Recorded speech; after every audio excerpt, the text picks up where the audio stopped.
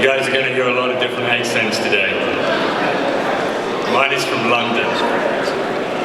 So the question that we were posed, and I guess what I should do before I start is just, for anybody that doesn't know who VF Corp is, it's the parent company of Vans & Reef. And the question we were asked was, how is the surf industry responding? How does it see its competitive advantages with regard to the broader fashion business, and maybe even the vertical youth retailers in the mall? And as I thought about that, I think there's really three things, and I've already heard a fair degree of consistency from both Craig and Paul with the way that I approach this, but I think there are three things. One of them is that it's an activity-based industry. All the premium companies in this industry tend to come at product development and brand development and retailer relationships from an aspect of activities. It's not just product, it's actually designed for something.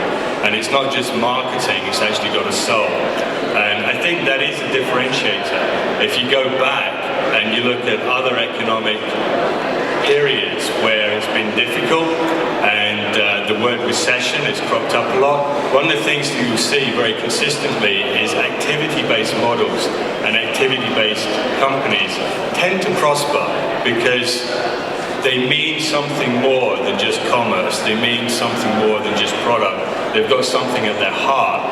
And I think we've heard a lot in the press about what's being called conspicuous consumption. And what that really means is that as it relates to product, people are getting away with the frivolous. They're doing aside with the fluff. They're returning to core values. And I think if you look around the halls and the companies that are represented at this table today, I think we've all attacked product assortment and product development, brand development a little bit differently to the way that we have in the boom years, because we see that the consumer is reacting more to the fact that we do stand for something as a business, we do stand for something as a collection of brands, and it's really to do with the activities. So that to me is a differentiator that we need to use to our advantage in terms of the way that we continue to look at our product and our brands.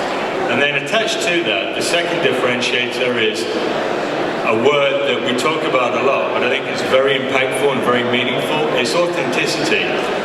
As opposed to the fashion brands, or even those brands that have looked at surf and decided to use it as a vehicle to develop a marketing-inspired retail environment, and I'm sure you know who I'm talking about there. They don't really have the heritage and the authenticity that these brands or this industry does. I think we use that to our advantage. I think the consumer does smell a rat in this industry, and they can differentiate between an authentic player that has got a vision or a commitment to a sport and somebody whose vision really is how do we take money out of the consumer's pocket, and that's their only vision. We're the latter. We do have that emotional connection, and I think you see it every day in our athletes and in our events. The athletes are pursuing a dream that most of us had at one time or another. I think we have a responsibility as brands to make sure that those dreams are intact and that we continue to bring our athletes to the forefront of our industry, and we continue to sponsor events that allow the participants to share in those dreams, and we continue to create grassroots opportunities for the entrants to our sports to pick it up for the first time. That's ultimately what's not only going to differentiate us, but also make this industry healthy. And then the last thing is really product.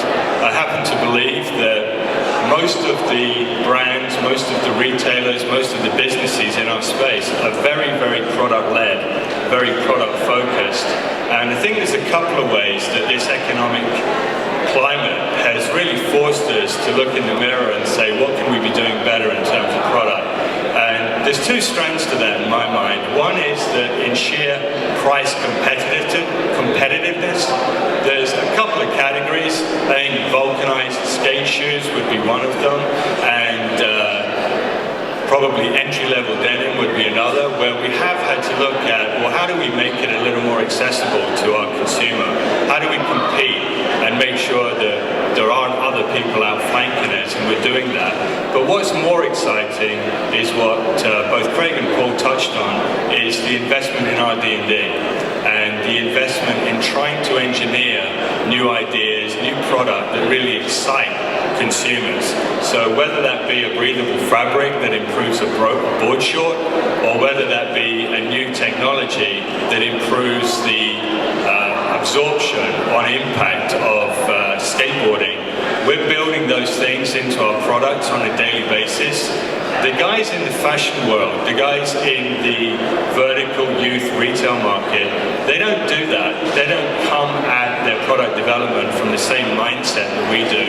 And I think we do get credit for that. So in my mind, the combination of activity, authenticity, emotional connection, and the commitment we have to product is really what allows us to differentiate ourselves from everybody else that's out there, and it's what's different between our brands and our retailers and those other guys that pretend to play in our space.